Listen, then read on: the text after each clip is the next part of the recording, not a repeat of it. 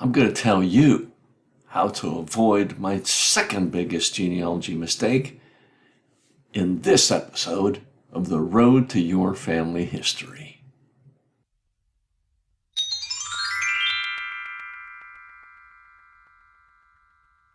Thank you for joining me again, my fellow roadie. I really appreciate you watching. Now, a while ago I did a video explaining my biggest genealogy mistake. You can find a link to that in the description below. Now, in this video, I'm discussing my second biggest mistake so that you don't make the same mistake. Now, what is it? Well, failing to document the sources for the information I found. Now, wait, don't turn off this video. I know some of you are probably having flashbacks to high school or college when you had to use footnotes or endnotes to document sources for information in the papers you wrote. Believe me, I didn't enjoy doing that either in both high school and college. I even had to do that for some of the papers I wrote for work. Well, but now in genealogy, it can really seem like a major pain. Or it can just seem like it's slowing down my research. But whew, boy, oh boy, I'm really paying the price now for not documenting my sources when I started doing my research. And maybe even sometimes still today. But now, how does this come back to bite me? Well, in a few ways. Often, I'm just going to feel reluctant to share my findings with family members or maybe even possible cousins I find online. If they ask me where I found a certain fact that's not documented, boy, I don't want to be embarrassed to admit that I don't remember. Well, which leads me to another way it comes back to bite me. If I can't remember where I found an undocumented fact, I can't return to that source to double check that fact, or maybe even try to mine that source for more information that I didn't do originally. Either because I didn't know how to do that or just because of time constraints.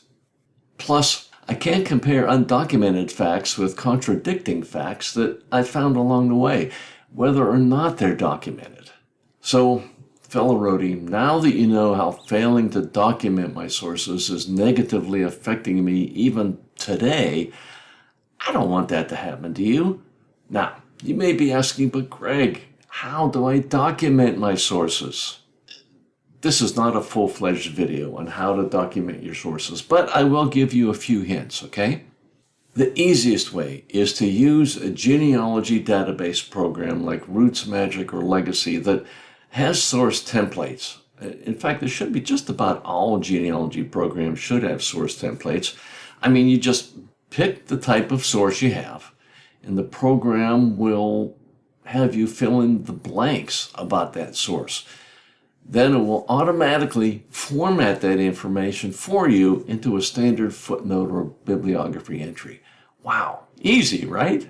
Now, if you want to take a more hands-on approach, you can always use a book that shows you formats to use for different types of sources. But I would strongly suggest against using a general style manual, like, say, the Chicago Manual of Style or even the AP style book.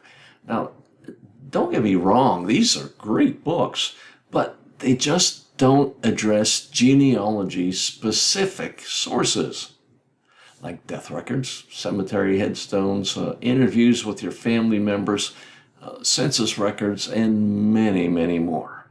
Use a book that's specifically for sources used by genealogists. The Bible for citing sources for genealogists is Evidence Explained by Elizabeth Shown Mills. It's considered to be the authoritative resource on how to document your sources for genealogy. Now, it's a big book. It's big. Now, I just have it in electronic format because, well, it's so big. But you'll never be at a loss on how to cite any sources you may find for your family history. I have a link to it in the description below. A more economical solution could be a book called Mastering Genealogical Documentation by Thomas W. Jones. I also have a link to this book below. But maybe you're a rebel and you don't necessarily want to follow a prescribed format. Now, that's fine, but make sure you give all the information someone, or even yourself, might need to find that source. For example, if it's a book, where did you find the book? Who's the author?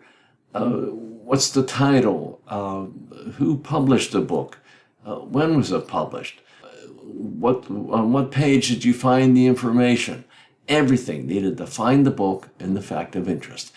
Even if it's from your own personal collection, providing this information could help somebody else find that book somewhere else. Please don't repeat my mistake.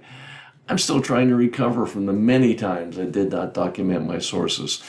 I think I believed I would remember where I got the facts, but after accumulating hundreds of facts, probably thousands, there's no way I can remember where I found them all, and I doubt that you can too. Thanks for joining me, and until next time, I'll see you on the road to your family history.